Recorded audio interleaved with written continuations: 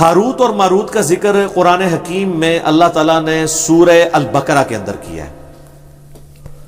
سورۃ البقرہ کی آیت نمبر ہے اعوذ باللہ من الشیطان الرجیم بسم اللہ الرحمن الرحیم 102 ہے غالباً، جہاں پہ اللہ تعالیٰ نے اس چیز کو ایڈریس کیا.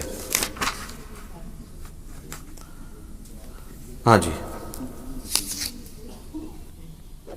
102 اعوذ باللہ من الشیطان الرجیم بسم اللہ الرحمن الرحیم. اللہ تعالیٰ یہودیوں کا ذکر کر رہا ہے کہ یہودیوں نے جب پیغمبروں کی تعلیمات کو پس پش ڈال دیا تو اس کا اینڈ رزلٹ پھر یہ ہوا کہ تعویذ دھاگوں کے پیچھے پڑ گئے. جب آپ وحی کی تعلیم کو پس پش ڈالتے ہیں نا، پھر جادوگروں کی تعلیمات جو شیاطین ان کو سکھاتے ہیں، کیونکہ ظاہر ہے روحانی علم کے مقابلے پہ شیطانی علم ہے، تو وہ پھر رواج پکڑتا ہے. حتیٰ کہ اندازہ کرے نقش سلمانی بھی لکھا جاتا ہے آج بھی، نقش سلمانی حضرت سلمان کی طرف. اور یہ کام یہودیوں نے سازش کی. یہودیوں نے کیسے سازش کی؟ انہوں نے سازش اس طرح کی کہ حضرت سلمان علیہ السلام کو اللہ تعالیٰ نے بڑے غیر معمولی معجزات دیے تھے. سورہ سواد پڑھ کے دیکھیں، سورہ سبا پڑھ کے دیکھیں، میرا تخت بلقیس والا کلپ دیکھیں، میں نے حضرت سلمان علیہ السلام کا تعارف کروایا. سیدنا سلمان ابن داود علیہ السلام، ان کو پرندوں کی بولیاں اللہ نے سکھائی تھی، ہواؤں پہ ان کی حکومت تھی. صبح اور شام کی ان کی جو ٹریولنگ ہے وہ ایک مہینے کے برابر وہ تخت پہ سفر کرتے تھے. پہاڑ ان کے ساتھ تسبیحات کرتے تھے. جنات ان کے لیے مسخر تھے جو سمندروں میں غوطے لگاتے تھے، بڑی بڑی عمارتیں اور تماثیل ان کے لیے وہ کریٹ کرتے تھے. اتنے غیر معمولی ان کو اللہ تعالیٰ نے پاورز دی تھی سلمان علیہ السلام کو. ایسی بادشاہت نہ سلمان علیہ السلام سے پہلے کسی نے اس روئرز پہ دیکھی ہے نہ قیامت تک. وہ تو قرآن میں بھی ذکر ہے، انہوں نے دعا کی تھی اللہ جو تو نے مجھے دیا ہے نا میرے بعد کسی کو نہ دینا. اللہ نے ان کی دعا قبول کی ہے. تو اب اتنی غیر معمولی پاور تھی تو ظاہر ہے پھر شیطان نے اس کے اگینسٹ زور بھی غیر معمولی لگایا. ٹھیک ہے، تو حضرت سلمان علیہ السلام کے پیچھے اللہ تھا، انہوں نے شیاطین کو، جادوگروں کو، ان کو قابو کر لیا. ان سے وہ کام لیتے تھے، قرآن میں ذکر ہے. قرآن میں بس اتنا ہی ہے. یہ جو سورہ بقرہ کی آیت نمبر 102 ہے نا، اس کے کانٹیکسٹ میں اس کو میں بعد میں کور کرتا ہوں. المستدرک الحاکم میں ایک حدیث ہے صحیح سند کے ساتھ کہ عبداللہ ابن عباس کے پاس ایک بندہ آتا ہے کوفے سے، تو اس سے پوچھتے ہیں کوفے کا کیا حال ہے. انہوں نے کہا کوفے کا حال یہ ہے کہ کوفے کے لوگ تو یہ عقیدہ رکھتے ہیں کہ حضرت علی علیہ السلام مرے نہیں ہیں بلکہ وہ روپوش ہو گئے ہیں، ان قریب دوبارہ ظاہر ہو جائیں گے، پردہ فرما لیا. تو ابن عباس کو غصہ آ گیا. دیکھیں صحابہ کرام کس طرح عقیدے کی اصلاح کرتے تھے. انہوں نے کہا کہ اگر علی مرنے کے بعد دوبارہ دنیا میں آ جائے گا تو یہ بتاؤ کہ علی کے مرنے کے بعد اس کی وراثت کیوں تقسیم ہوئی ہے، اس کی عورتوں نے نئے نکاح کیوں کر لی ہیں. اوئے ہائے ہائے، یہ صرف نبی کا پروٹوکول ہے کہ اس کی وفات کے بعد اس کی بیوی نکاح نہیں کر سکتی کیونکہ وہ امت کی ماں ہے. یہ نبی کا پروٹوکول ہے سورۃ الاحزاب میں، النبی اولیٰ بالمؤمنین من انفسہم وازواجہ امہاتہم. صحابہ میں تو کوئی فوت ہوتا تھا دوسرا صحابی اس کی بیوی سے شادی کر لیتا تھا. خود حضرت علی نے حضرت ابوبکر کی بیوی سے شادی کی ہے ان کی وفات کے بعد، اسما بنت امیس سے. اسی لیے محمد بن ابی بکر جو حضرت ابوبکر کے بیٹے ہیں پرورش ساری مولا علی نے کی ہے. اسی لیے جنگ جمل میں حضرت علی کے ساتھ تھے اور اما عائشہ کو سمجھاتے تھے. سیدہ عائشہ کا قاتل کون، وہ آپ میرا کلپ دیکھ لیں، اس میں نے محمد بن ابی بکر کا تعارف بھی کروایا رضی اللہ تعالیٰ عنہ علیہ السلام.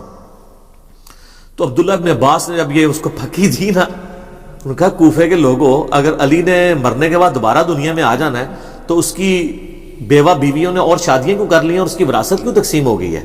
یہ انہوں نے پھکی دی کہ وہ فوت ہو چکے ہیں، کوئی دنیا میں واپس نہیں آ سکتا.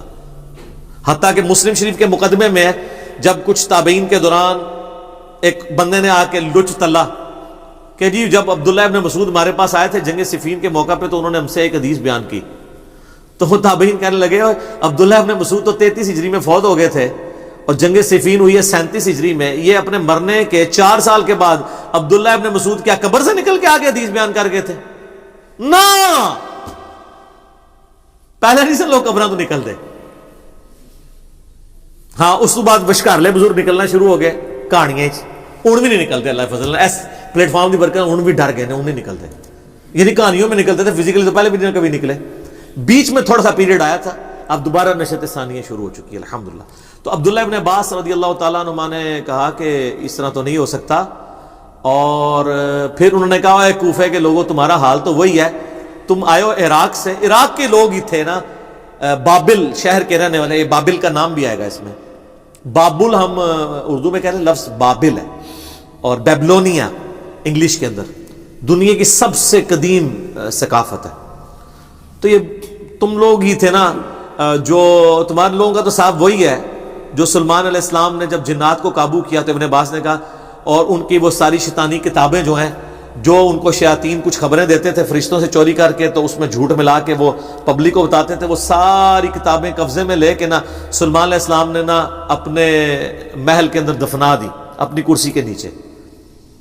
ان کا رعب تو آپ کو پتا تھا نا، قرآن میں آتا ہے کہ فوت ہونے کے کتنے عرصے بعد تک بھی جنوں کو نہیں پتا چلا، تو ان کی کرسی کے نزدیک کس نے لگنا تھا۔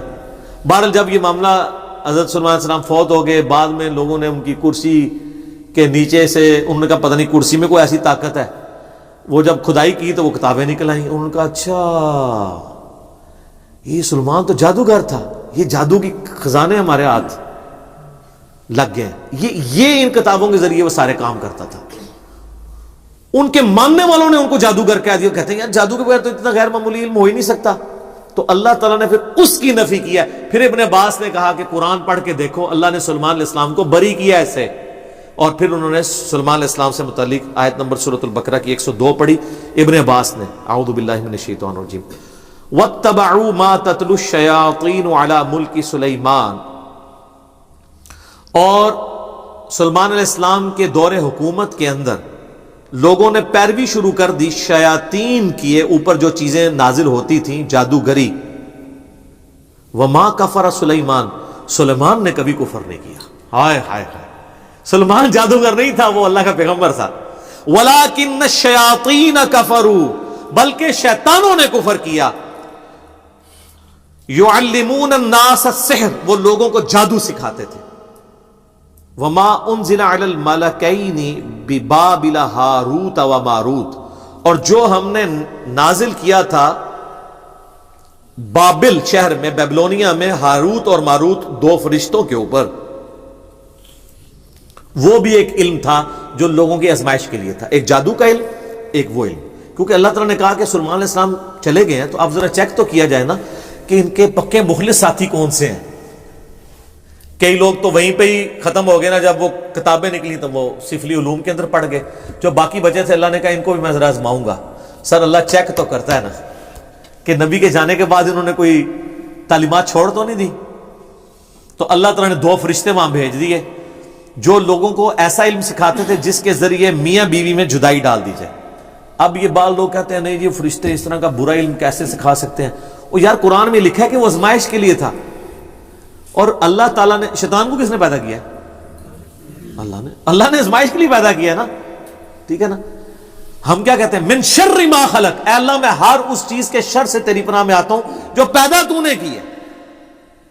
تو فرشتوں کو اللہ نے آزمائش کے لیے بھیجا ہے، انہوں نے کفر نہیں کیا تھا بلکہ آزمائش کے لیے انسانی شکل میں آئے، اللہ نے ان کو کہا، لیکن دیکھیں ساتھ وہ کلیئر کرتے تھے وما يعلمان من احد، وہ کبھی بھی کسی شخص کو وہ علم نہیں سکھاتے تھے، حتی یقولا، جب تک کہ وہ دونوں اس کو یہ نہ کہہ دیں انما نحن فتنہ، دیکھو اللہ نے ہمیں تمہاری آزمائش کے لیے بھیجا ہے، فلا تکفر، کفر نہ کرنا، ہم سے یہ علم نہ سیکھو۔ یار اس سے بڑی اور ننگی بات ہو سکتی ہے کہ فرشتہ انسانی شکل میں آئے اور وہ آگے کہے کہ میں تمہیں ایسا علم سکھاتا ہوں جس کے ذریعے تم میاں بیوی میں جدائی کروا سکتے ہو اور کسی کی بیوی کو اپنے ساتھ لگا سکتے ہو، اس سے طلاق دلوا کے، لیکن یہ کرو گے تم کفر، اور اللہ نے ہمیں تمہاری آزمائش بنایا ہے، یہ سیکھنا نہیں ہے ہم سے۔ پھر جو کہ نہیں سر تھوڑا جیسے سکھا دو، تو اس کا مطلب ہے تھڑک گئے۔ اور ایک طرف ہمارے نبی کے صحابہ ہیں، نبی علیہ السلام دنیا سے چلے گئے ہیں، کتنے قبائل مرتد ہو گئے ہیں، اور حضرت ابوبکر کہہ رہے ہیں کہ اگر جنگل کے درندے بھی آگے مجھے کاٹ دیں تو جو اللہ کے نبی کے زمانے میں ایک رسی بھی دیتا تھا زکات میں، نہیں دے گا، نہ میں قتال کروں گا، اکیلا مجھے کرنا پڑے۔ ہزاروں لوگ مرتد ہو گئے ہیں، اور صحابہ کے کانفیڈنس نے اتنی کم مین پاور کے ساتھ رومن اور پرشین امپائر اکھاڑ کے رکھ دی ہے. اور ایک یہ سلیمان علیہ السلام کے ساتھی ہیں کہ دنیا سے گئے ہیں تو کس کام میں پڑ گئے. اتنی واضح بات سننے کے بعد جب فرشتے ان کو کہہ رہے ہیں کہ دیکھو اللہ نے تمہیں آزمائش بنایا ہے, ہمیں تمہارے لیے آزمائش بنایا, ہم سے نہ سیکھو. فَيَتَعَلَّمُونَ مِنْهُمَا مَا يُفَرِّقُونَ بِهِ بَيْنَ الْمَرْءِ وَزَوْجِهِ, اور وہ ان کو سکھاتے تھے ایسا علم جس کے ذریعے میاں بیوی میں جدائی ڈلوا دیں. وَمَا هُمْ بِضَارِّينَ بِهِ مِنْ أَحَدٍ إِلَّا بِإِذْنِ اللَّهِ, اور وہ کسی کو نقصان نہیں پہنچا سکتا تھا وہ علم, ہاں مگر اللہ چاہے. یعنی جو اللہ کی پناہ میں آتا ہے, جو اذکار کرتا ہے, سارے جادوگر مل کے کچھ کر لیں. نبی علیہ السلام پہ بھی جادو ایک دفعہ ہوا ہے جب معوذتین نازل ہوئی ہیں, اس کے بعد کبھی کسی صحابی پہ جادو ہوا ہے؟ حضرت عمر نے پوری دنیا تل پٹ کر دی ہے, سارے جادوگر یروشلم میں بیٹھے تھے, کرتے نا حضرت عمر پہ جادو, بچا لیتے اپنی سلطنتیں؟ نہیں. جب اذکار آ گئے تو جادوؤں کے کام ہے. وَيَتَعَلَّمُونَ مَا يَضُرُّهُمْ وَلَا يَنْفَعُهُمْ, اور وہ ایسا علم سیکھتے تھے جو ان کو نقصان ہی پہنچاتا تھا, نفع کو نہیں دیتا تھا. وَلَقَدْ عَلِمُوا لَمَنِ اشْتَرَاهُ مَا لَهُ فِي الْآخِرَةِ مِنْ خَلَاقٍ, اور بے شک ان کو وہ خوب تھا, علم تھا اس بات کا کہ وہ اس چیز کے خریدار ہو رہے ہیں کہ اس کے بدلے آخرت میں ان کو کچھ نہیں ملنے والا. وَلَبِئْسَ مَا شَرَوْا بِهِ أَنفُسَهُمْ, کیا ہی برا سودا انہوں نے خریدا اپنی جانیں بیچ کے.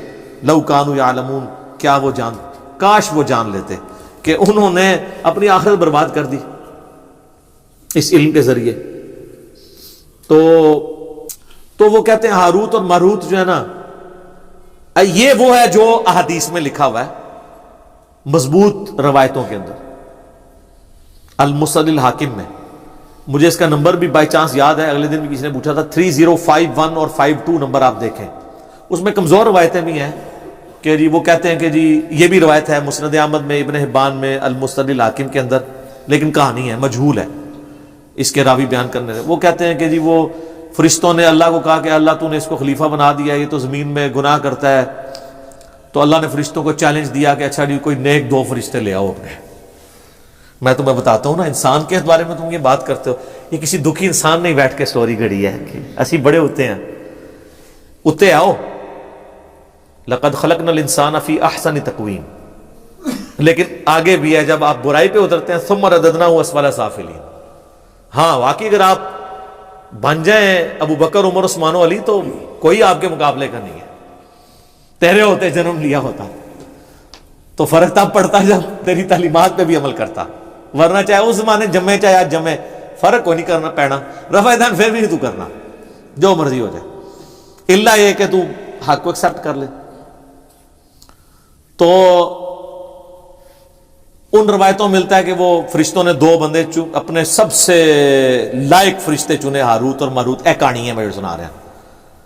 ان کو اللہ نے انسانی شکل میں بھیجا اور انسانی کمزوریاں بھی ساتھ لگا دی, یعنی شہوت بھی اور یہ,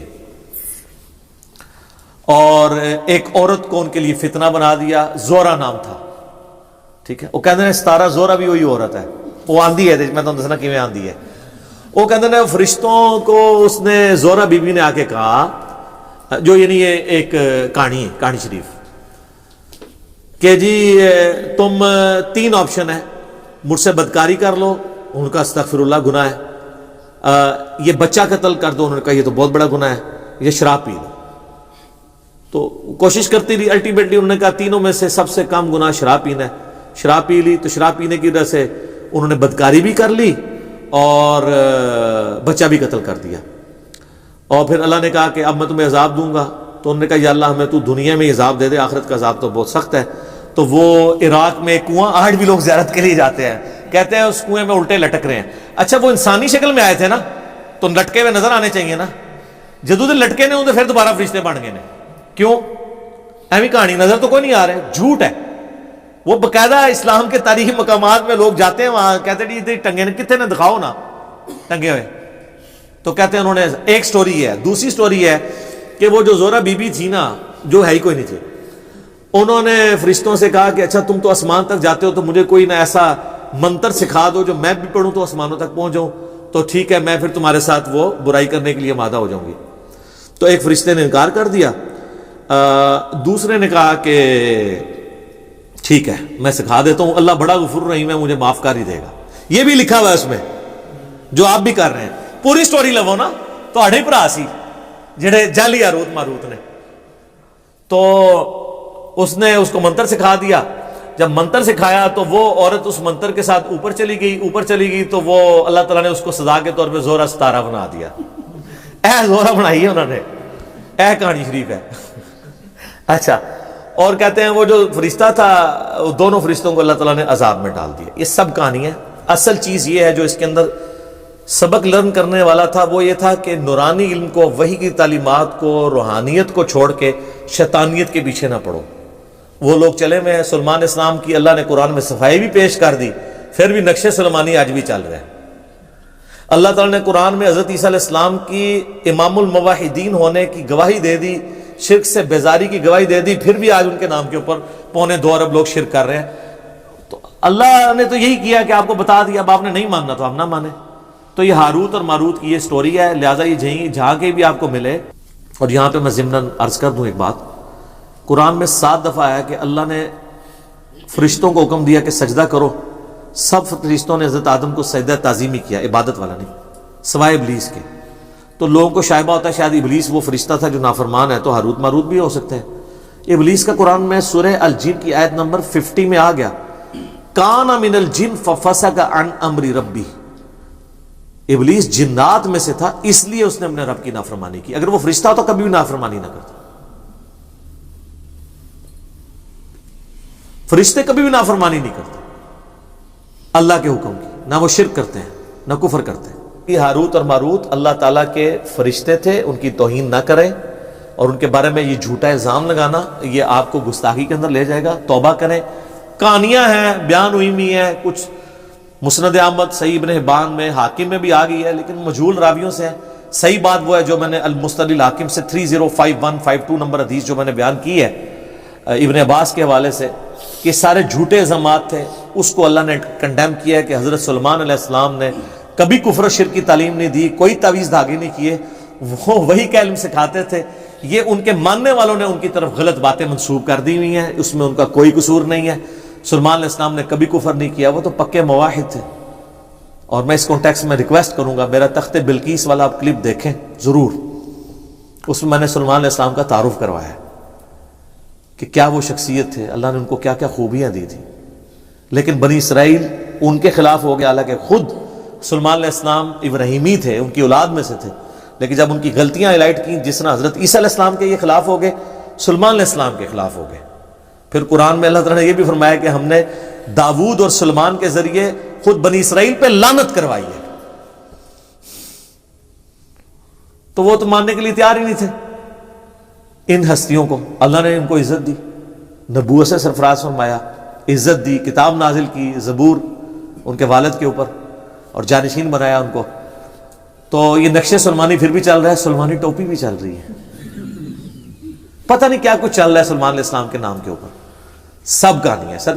قرآن سے جڑیں، احادیث سے جڑیں تو آپ کو سچائی پتہ چلے گی. ٹھیک ہوگا جی.